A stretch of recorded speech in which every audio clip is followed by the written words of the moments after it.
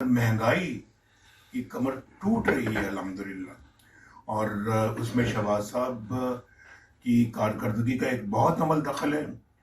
वो बेचारा दिन रात काम करता है और मुझे समझ नहीं आती कि वो किस वक्त वो आराम करते हैं, क्योंकि बहुत दिलो जान के साथ मुल्क की जो है वो हालत बदलने के लिए वो काम कर रहे हैं।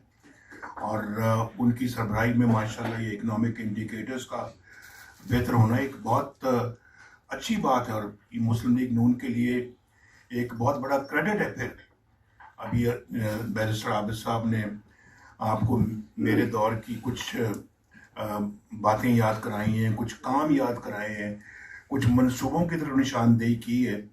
अल्लाह ताला का शुक्र है कि अल्लाह ताला ने मुझे ये तौफीक अता फरमाई और हमने ये काम किया। और आबिद साहब का शुक्रिया कि उन्होंने उनको याद रखा और आप सबको बताया है। तो मुस्लिम लीग नून जब भी आई है, अल्लाह के फजलो करम से जब भी आई है, पाकिस्तान इस तरह से ऊपर गया है। और हम ठीक कहते थे, मैं ठीक कहता था। मैं 1990 में जब मैं पाकिस्तान का वज़ीर आज़म बना हूँ, तो एशियन टाइगर का लफ्ज़ सबसे पहले मैंने जो है वो कौम के सामने पेश किया कि हम इंशाअल्लाह एशियन टाइगर बनेंगे। वो मोमेंटम अगर जारी रहता, खलल ना आता, और खलल आप जानते हैं कि डालने वाले कौन थे, तो खलल ना आता, आज यकीनन पाकिस्तान एशियन टाइगर बन चुका होता और पाकिस्तान जो है वो यकीनन G20 के अंदर शामिल होता। और पाकिस्तान का भी तरक्की दूसरे मुल्क कोट कर रहे होते, लेकिन ये तो तब होता ना कि कोई खलल ना डालता। तो खलल डालने वाले जरा अपनी शक्ल देखें शीशे में कि उन्होंने इस मुल्क के साथ क्या किया। मेरा ख्याल है कि बहुत बड़ा जुल्म अगर किसी ने किया तो वो उसी खलल डालने वालों ने किया, और अपनी जाती एजेंडे के लिए किया, जाती मफाद के लिए किया। कोई कौमी मफाद उनके सामने नहीं था। और वो सब शक्लें आपको याद हैं, पता है आप सबको। मैं बार बार उसका जिक्र नहीं करना चाहता, लेकिन उसमें अफसोस की बात है कि उन्होंने सिर्फ और सिर्फ अपने पेटी इंटरेस्ट के लिए, अपने छोटे जाती अगराज व मकासद के लिए उन्होंने मुल्क को दाव पे लगा दिया और वजीर आज़मों को डिसमिस करते रहे। वजीर आज़मों को घर भेजते रहे। ना सिर्फ कि वजीर आज़म को घर भेज दिया, बल्कि मुझ जैसे आदमी को सारी जिंदगी के लिए सियासत से डिस्क्वालीफाई कर दिया। और मुझे कहा गया कि ये नवाज शरीफ पाकिस्तान मुस्लिम लीग का सदर भी नहीं रहा और ये रह भी नहीं सकता, जिंदगी भर नहीं रह सकता, इलेक्शन नहीं लड़ सकता, जिंदगी भर नहीं लड़ सकता, और दोबारा ये इलेक्शन लड़ने के काबिल नहीं है।